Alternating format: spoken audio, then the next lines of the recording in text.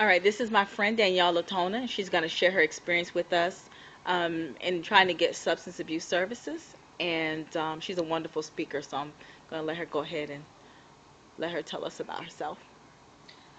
First, I want to thank you for allowing me to do this, and my goal is that somebody is able to get some experience from this and help another person that may be coming in for treatment.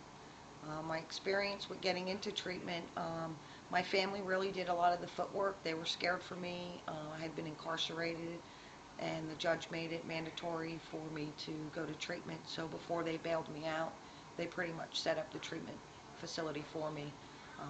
Otherwise, I probably wouldn't have ended up there.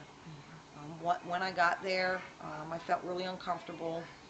Number one, because I didn't want to go to treatment. I wanted to continue to use.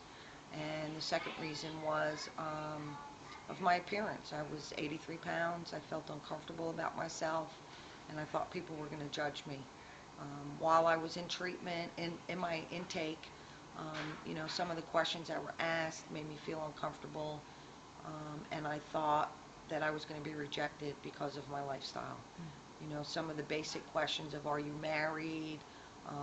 Do you have kids? Why don't you have kids?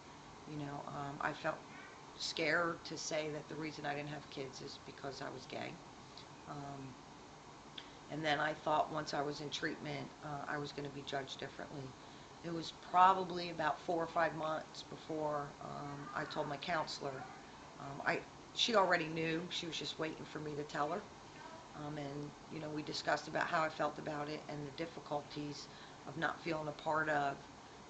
And when I got clean, which was in 1990, the stigma was still really, really heavy. More for males than females, but however, it still was really strong for females. Some of the women that had to share a room with me made some comments and felt uncomfortable, which in fact made me feel uncomfortable. So a lot of times I wanted to leave. I didn't want to stay. And I would tell that to my family. The reason I wanted to leave was because I didn't feel comfortable there. With the help of the counselors and the staff, they did a lot of sensitivity groups with the other clients and talked about how we all had done things out there that if we were judged because of the things we did, that nobody would want to be around us. So basically, we need to respect each other in the treatment facility, and that really helped. From there, you know, probably 9, 10 months into treatment, I had built up enough self-esteem that I was confident and comfortable with who I was, and I didn't allow it to affect my treatment.